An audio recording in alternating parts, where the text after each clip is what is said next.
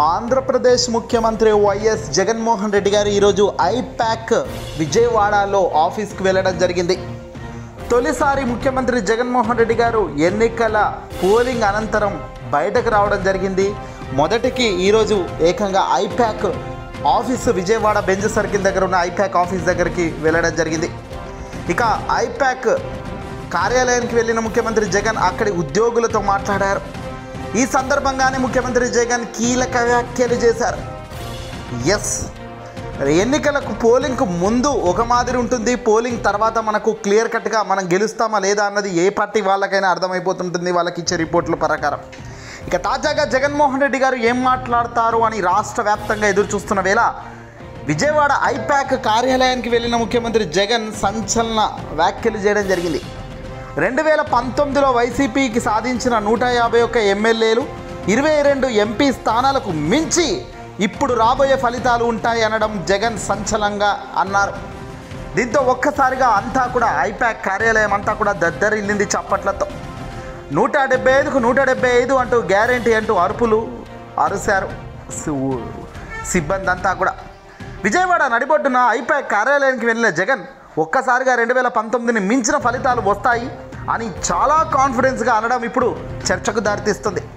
వాస్తవానికి ఏ సర్వే చూసినా 120, 110, 120, 130 సీట్లు పక్కాగా వస్తాయని, అధికార పార్టీ మళ్ళీ అధికారంలోకి వస్తుందని, జగన్మోహన్ రెడ్డి గారు ముఖ్యమంత్రిగా అవుతారని చెప్తున్న సందర్భంలో జగన్ తొలిసారిగా ఫలితాలపై తన ఫస్ట్ రియాక్షన్ ఈ రేంజ్లో ఇవ్వడం ఇప్పుడు ఒక్కసారిగా ప్రతిపక్షాలకు, కూటమి నేతలకు కళ్ళు తిరిగి కింద పడే పరిస్థితి వచ్చేసింది. 1, 2 కాదు, గతంలో 2019లో ఏ మెజారిటీ అయితే ప్రజానికం మనకి ఇచ్చిందో దాన్ని పూర్తిగా దాటబోయేస్తున్నాం. 151 ఎమ్మెల్యేలను దాటుతాం, 22 ఎంపీ స్థానాలను మించి దాటి మంచి ఫలితాలు ఇప్పుడు జూన్ 4న రాబోతాయి అంటూ జగన్ చెప్పిన ధీమా వ్యాఖ్యలు జోషును నింపేశాయని చెప్పొచ్చు. ఇప్పటిదాకా ఒక లెక్క, ఇక ముందు ఒక లెక్క.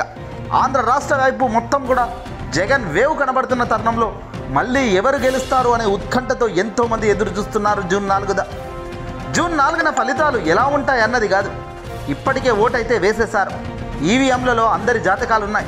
మరి ఈ టైంలో జగన్ చేసిన ఈ కామెంట్స్ ఇప్పుడు సోషల్ మీడియా వేదికగా సంచలనమవుతున్నాయి. మీ కాన్ఫిడెన్స్కు, మీ నమ్మకానికి హ్యాట్స్ ఆఫ్ అని కొందరు అంటుంటే, కూటమి నేతలైతే ఇవేవి ఇక తావన్నట్టు వాళ్ళు చేతులు ఎత్తేసే కార్యక్రమం చేస్తున్నారు. ఆంధ్రప్రదేశ్ మాజీ ముఖ్యమంత్రి నారా చంద్రబాబు అయితేనేమి, పవన్ కళ్యాణ్ అయితేనేమి హడావుడి చేసినంత మాత్రాన ఏమీ పొసగదు. తాజాగా వాళ్ళు ఎంత హడావిడి చేసినా డొల్లా. ఎన్నికల పోలింగ్ అనంతరం మాత్రం పూర్తి సైలెంట్ దిశగానే అడుగులు పడుతున్నాయి. ఇంకా ట్విస్ట్ ఏంటంటే చంద్రబాబు ఈ నెల 27, ఈ నెల 28న జరగాల్సిన తెలుగుదేశం పార్టీ మహానాడును వెంటనే వాయిదా వేసుకోవడం సంచలనంగా మారింది. బ్రేకింగ్ న్యూస్ ఇప్పుడే అందుతున్న అంశం ప్రకారం కొద్దిసేపటి క్రితం పార్టీ నేతలతో టెలికాన్ఫరెన్స్ నిర్వహించిన చంద్రబాబు నాయుడు ఈ విషయాన్ని చెప్పుకొచ్చారు.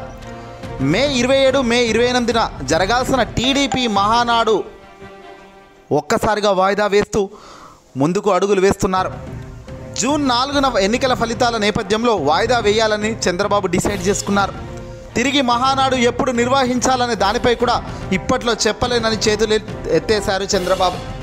జూన్ 4న ఎలాగో ఓడిపోతాం, దారుణ పరాజయమే కాదు, చరిత్రలో కనీ విరిగి ఎరగని స్థాయిలో టీడీపీ ముగింపు అడుగులు పడుతున్న ఈ క్రమంలో టీడీపీ మహానాడేంట్రా బాబు అంటున్నారు ఇప్పుడు జనాలంతా కూడా. అవును, మరి మహానాడు పెట్టుకొని గొప్పలు చెప్పుకునే సమయం ఇది, గొప్పలకు పోయే సమయం ఇది.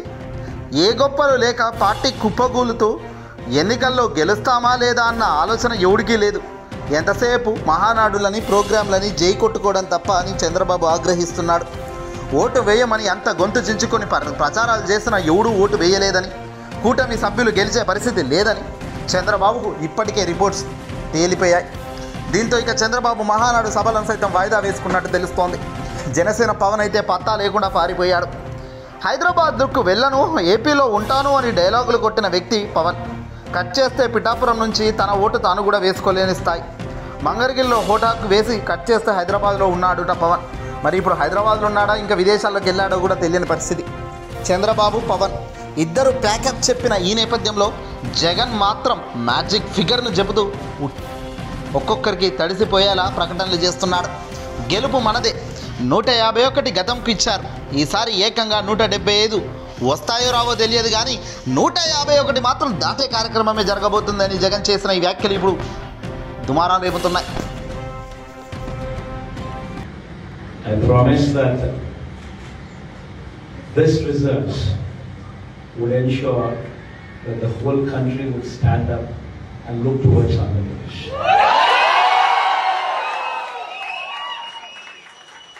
In fact, when someone told me last time itself was 151, last time out of 175, 151 itself is a tall number.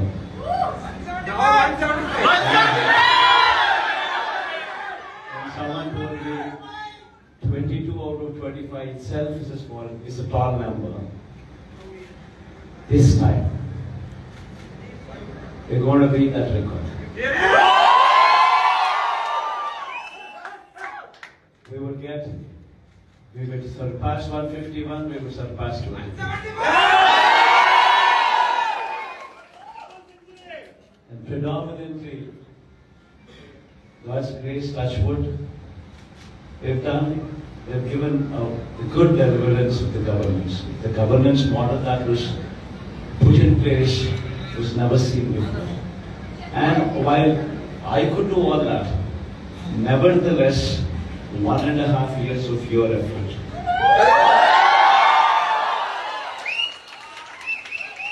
1.5 years of your effort, trying to streamline, trying to bring in more efficiency into the system that we are already in, helped us achieve this target. If this number was